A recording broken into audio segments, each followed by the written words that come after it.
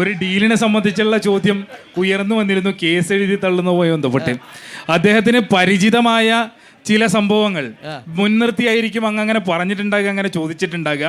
എന്നാൽ ആ അനുഭവം ഇടതുപക്ഷ ജനാധിപത്യ മുന്നണിയുടെ കാലത്ത് ഉണ്ടാവില്ല. ആ അനുഭവം ഉണ്ടാവുക നിങ്ങൾക്ക് കുറച്ചു കാലം മുൻപ് 5-8 കൊല്ലം മുൻപ് UDFന്റെ മിനിസ്ട്രി കേരളത്തിനകത്ത് അധികാരം ഉണ്ടായിരുന്ന ഘട്ടത്തിലാണ്.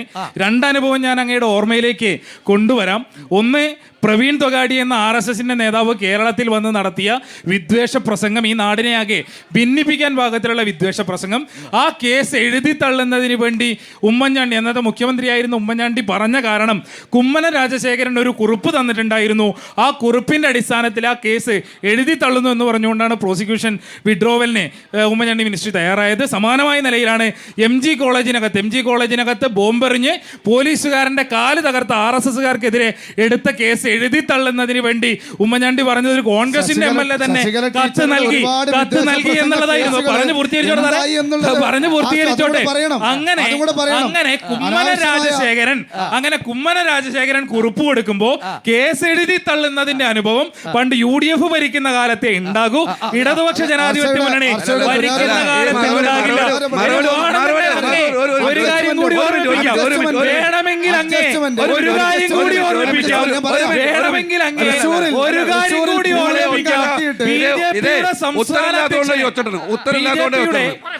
അതായത് ഇപ്പോ ഈ പിണറായി വിജയന്റെ 8 വർഷത്തെ കാലയളവിൽ ഒരുപാട് ആൾക്കാർക്ക് മാനസിക സർട്ടിഫിക്കറ്റ് കൊടുത്തിട്ടുണ്ട്.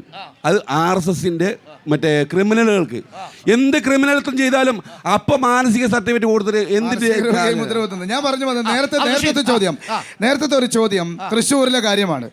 അതൊന്ന് സുനിൽ കുമാറിനെ ഒന്ന് ബോധ്യപ്പെടുത്താൻ നിങ്ങൾ ആദ്യം ഒന്ന് ശ്രമിക്കണമെന്ന്. അല്ല, ഞാൻ പറയട്ടെ പൂരം കലക്കിയിട്ട്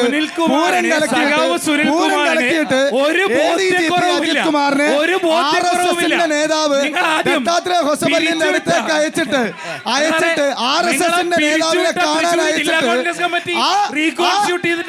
മകളെ കേന്ദ്ര അന്വേഷണ ഏജൻസികളിൽ നിന്ന് രക്ഷിക്കാൻ വേണ്ടിയുള്ള നടപടികൾ ഈ നാടിന് ബോധ്യപ്പെട്ടിട്ടുണ്ട്. അജിത് കുമാറിനെ RSSന്റെ കാൽ കീഴിൽ കൊണ്ടുപോയി പറഞ്ഞയച്ചത് പിണറായി വിജയനാണെന്ന് സുനിൽ കുമാർ പറഞ്ഞിട്ടുണ്ട്. സുരേന്ദ്രൻ വായിൽ പോകുന്നത് വിളിച്ചു പറയുന്നതിന് ഞങ്ങൾ ഉത്തരവാദിയല്ല. നിങ്ങൾ ED കൊണ്ട് അന്വേഷിക്കുക, നിങ്ങൾക്ക് പറ്റുമെങ്കിൽ നിങ്ങൾ വിജിലൻസിനെ കൊണ്ട് അന്വേഷിക്കുക. പാതിരാത്രി സ്ത്രീകളെ കിടക്കുന്ന റൂമിൽ ഒരു മര്യാദയുമില്ലാതെ കയറി ചെല്ലുന്ന നിങ്ങളുടെ പോലീസുണ്ടല്ലോ, ആ പോലീസിനോട് അന്വേഷിക്കാൻ പറ. ചോദ്യം 84,000 വോട്ട് എവിടെ പോയെന്നും ഷാഫി കൈപ്പറ്റി എന്ന് പറയുന്ന 4 കോടി രൂപ അതിന്റെ വിശദീകരണം എവിടെയെന്നാണ് ആ 2 ചോദ്യത്തിനുള്ള മറുപടി. അതാണ് പ്രതീക്ഷിക്കുന്നത്. ആ തൃശ്ശൂരിലെ ഡീലിന്റെ പുറത്ത് പാലക്കാടുണ്ടായിരുന്നു CPM-ന്. ആ വോട്ട് ഇപ്പൊ എവിടെ പോയി?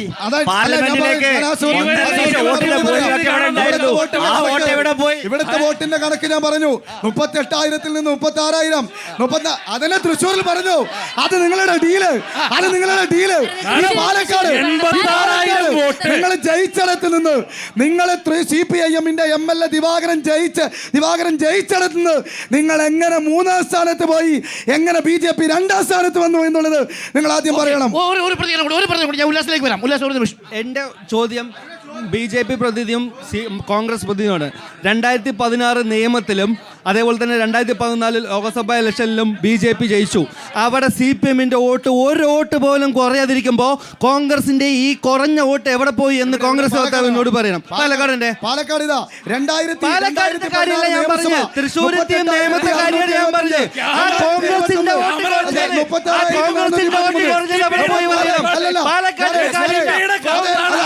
പറയുന്നത് ഇവിടെ കൃത്യമായും കണക്ക് ഇവിടെ പറഞ്ഞു.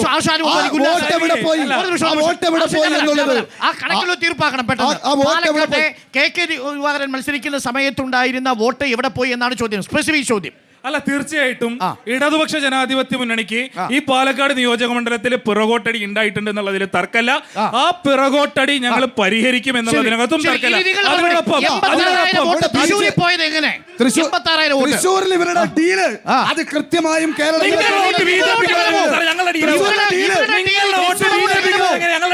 തൃശ്ശൂരിലെ ഡീല് കേരളത്തിന്റെ പൊതുജനങ്ങൾക്ക് ബോധ്യമുണ്ട്. ആ ഡീൽ എന്ന് പറയുന്നത് സുരേഷ് ഗോപിയെ ജയിപ്പിക്കാൻ കേരളത്തിന്റെ പോലീസിന്റെ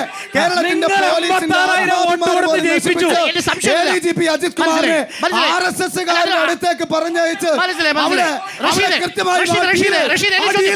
ഒരു നിമിഷം. ആ ഡീല് ഒരു നിമിഷം റഷീദ്, അതൊക്കെ നമുക്ക് ചർച്ച ചെയ്യാം. പക്ഷേ എന്റെ അടിസ്ഥാനമായ ചോദ്യം, BJP CPM തമ്മിൽ ഡീൽ ഉണ്ടെങ്കിൽ കോൺഗ്രസ് 86 എങ്ങനെ പോകും? അവിടെ കൃത്യമായും വലിയ പ്രചരണം BJP നടത്തിയിട്ടുണ്ട്. അവിടെ നരേന്ദ്രമോദിയും ഞാൻ പറയട്ടെ അവിടെ കൃത്യമായും വലിയ പ്രചരണം BJP വലിയ സാമ്പത്തികമായി ഒഴുക്കും അവിടെ നടന്നിട്ടുണ്ട്. കോൺഗ്രസിന് വോട്ട് പോയി എന്നുള്ളത് വാസ്തവമാണ്. കോൺഗ്രസിന് കിട്ടാവുന്ന സ്വാഭാവികമായി കിട്ടിക്കൊണ്ടിരുന്ന ഇടതുപക്ഷ വോട്ടുകളുണ്ട്. കോൺഗ്രസിന് കിട്ടിയ ഇടതുപക്ഷ വോട്ടോ? പറയട്ടെ, അതെന്ത് വോട്ടാ? ഇടതുപക്ഷത്ത് നിന്ന് വോട്ടുകൾ കിട്ടിയിട്ടുണ്ട്. BJPയിൽ നിന്ന് വോട്ടുകൾ കിട്ടാറുണ്ട്. TN പ്രതാപൻ ജനകീയമായി സമാഹരിച്ച അതായത് കോൺഗ്രസിൽ നിന്ന് ചോദിച്ചത് കോൺഗ്രസിന്റെ വോട്ടല്ല, കോൺഗ്രസിന്റെ ഇടതുപക്ഷ വോട്ട്. ജനകീയമായി TN പ്രതാപൻ സമാഹരിച്ചു കൊണ്ടിരുന്ന വോട്ടുകളുണ്ട്. ഞാൻ പറയട്ടെ, ജനകീയമായി വോട്ട് സമാഹരിക്കാൻ ശേഷിയുണ്ടായിരുന്ന ഞാൻ പറയട്ടെ, ഒന്ന് മറുപടി പറയണം. എനിക്ക് ഉല്ലാസത്തിലേക്ക് കൂടി പോകണം. BJPയിലേക്ക് പോയൊരു സാഹചര്യമുണ്ട്. ആ സാഹചര്യം? സാഹചര്യമുണ്ട്. ഏത് സാഹചര്യം? അധികാരത്തോടുള്ള ആർത്തി കൊണ്ട് സ്വന്തം ആത്മാഭിമാനത്തെയും രാഷ്ട്രീയ പാരമ്പര്യത്തെയും കുടുംബ പാരമ്പര്യത്തെയും പണയപ്പെടുത്തിയിട്ട് അതിനെ വെല്ലുവിളിച്ചുകൊണ്ട് പത്മജ അപ്പുറം പോയപ്പോ BJPയിലേക്ക് പോയപ്പോ അവിടെ നടക്കുന്ന ഒരു അഭിമാന പോരാട്ടമാണെന്നുള്ള ബോധ്യം കോൺഗ്രസ് ഏറ്റെടുത്തു. വർഗീയതയ്ക്ക് മുന്നിൽ ഒരു ഇഞ്ച് വിട്ടുവീഴ്ച ചെയ്യാനില്ല.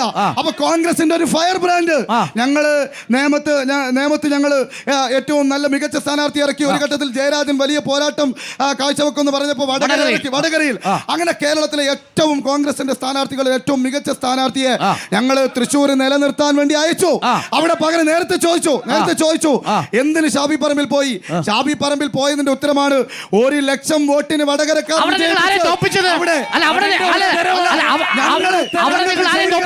ഞങ്ങൾക്ക് ജയിക്കേണ്ടത് BJPക്കെതിരെയാണ്. അവിടെ പാർലമെന്റിൽ കോൺഗ്രസിൽ